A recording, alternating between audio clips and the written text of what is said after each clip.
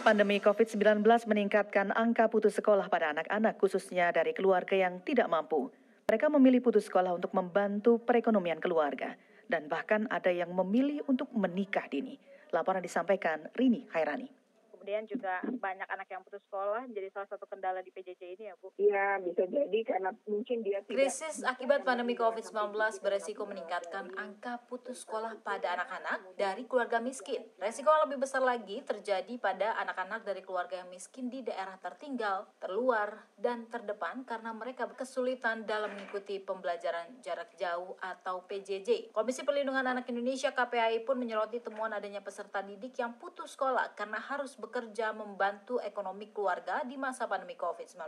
Bahkan, Komisioner KPAI bidang pendidikan Retno Listiarti mengaku kebanyakan anak memutuskan menikah dini padahal belum lulus sekolah. Retno menjelaskan tercatat ada 116 kasus perkawinan anak yang datanya berasal dari sekolah yang diawasi oleh KPAI. Temuan KPAI, adanya peserta didik yang putus sekolah karena harus bekerja membantu ekonomi keluarga di masa pandemi COVID-19 ini. Bagaimana temuan ini? Kemudian juga Ibu juga mengatakan bahwa ada 116 kasus perkawinan anak, khususnya yang di NTB ya Bu, yang di Lombok ya.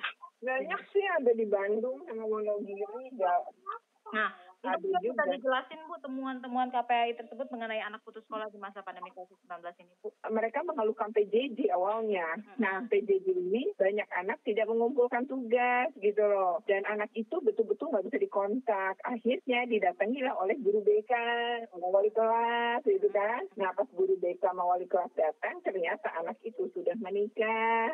Jadi dia tidak lagi melanjutkan, tapi nggak ngomong. Kok tahu-tahu nggak pernah muncul di PJJ. Nah, yang kedua adalah anak-anak yang bekerja.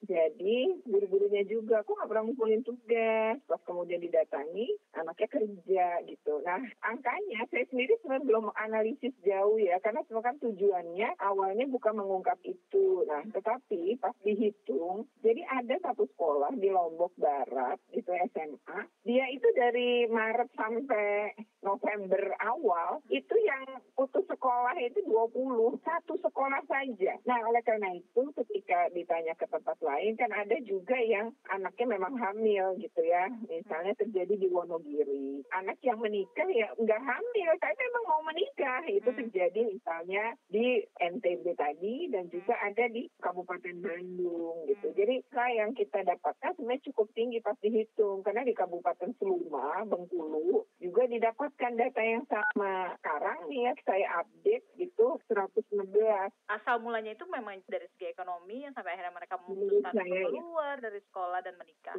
Menurut saya iya. Kayak menikah kan anak juga bisa jadi faktor ekonomi. Iya. Selain ada faktor budaya, karena ada kasus yang kita juga ini yang di Lombok Timur ya, itu ada kisah yang diceritakan kalau anak ini PJJ terus suka kalau sore-sore itu jalan-jalan sore gitu loh, kenalan. Nah, lalu pulang kemalaman, biar nggak hamil dan nggak memalukan keluarga dinikahkan gitu. Padahal mereka tuh baru kenalan, pacaran gitu lah. Itu juga ada Mbak. Jadi artinya itu menjadi gambaran kualitatif bahwa pandemi itu berdampak secara ekonomi yang kemudian mengakibatkan putus sekolah. Kemudian putus sekolah ini mereka itu untuk perempuan dan laki-laki menikah loh. Kemudian yang kedua adalah ada anak laki-laki yang tidak menikah tapi dia bekerja. Ada anak perempuan yang tidak menikah tapi dia juga putus sekolah karena bekerja. Hal itu pun dibenarkan Menteri Pendidikan dan Kebudayaan Nadiem Anwar Makarim. Mantan CEO Gojek ini mengungkapkan selama 9 bulan siswa dan mahasiswa melakukan pembelajaran jarak jauh, banyak kendala serta persoalan yang dihadapi. Salah satunya adalah banyak anak yang putus sekolah guna membantu perekonomian keluarga. Kurang lebih 9 bulan pelaksanaan PJJ bukan tanpa kendala. Di satu sisi pelaksanaan PJJ merupakan upaya untuk pencegahan penyebaran COVID, tapi di sisi lainnya PJJ menimbulkan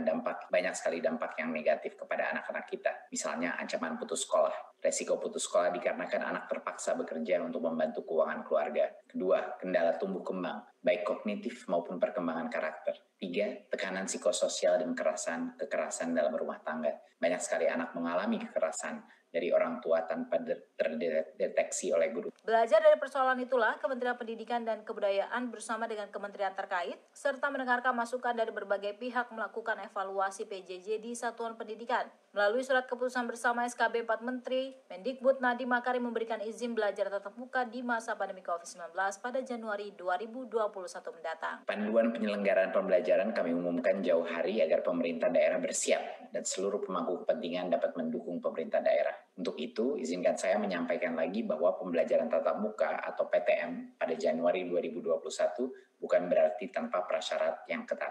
Sementara itu, Menteri Pemberdayaan Perempuan dan Perlindungan Anak I Gusti Ayu Bintang Puspayoga mengungkapkan ada lebih dari 34.000 permohonan dispensasi pernikahan anak yang diterima Pengadilan Agama di Indonesia selama pandemi COVID-19. Ia pun mengaku prihatin lantaran banyak anak putus sekolah karena pandemi dan memilih menikah dini. Oleh karena itulah ia berharap dengan terbitnya SKB 4 Menteri yang memperbolehkan pembukaan sekolah dengan protokol kesehatan pada Januari 2021 mendatang dapat mengembalikan anak sekolah dan fokus belajar. Tidak dapat dipungkiri bahwa salah satu dampak dari pandemi ini yaitu tingginya kasus perkawinan anak yang menjadi salah satu penyebab meningkatnya angka putus sekolah. Dalam kurun waktu Januari hingga Juni tahun 2020, Badan Peradilan Agama Indonesia telah menerima sekitar 34.000 permohonan dispensasi kawin yang diajukan oleh calon mempelai yang belum berusia 19 tahun. Tentunya hal ini menjadi keprihatinan bagi kita semua. Upaya pencegahan untuk menurunkan angka perkawinan anak harus terus dilakukan.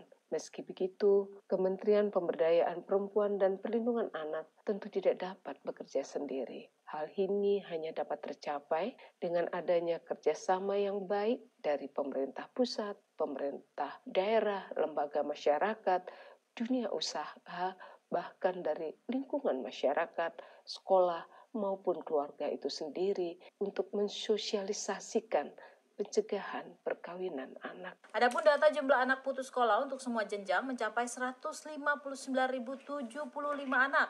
Untuk persentase berdasarkan jenjang, maka siswa putus sekolah di tingkat sekolah dasar sebanyak 37,36%. Siswa putus sekolah di jenjang SMP sebesar 24,17%.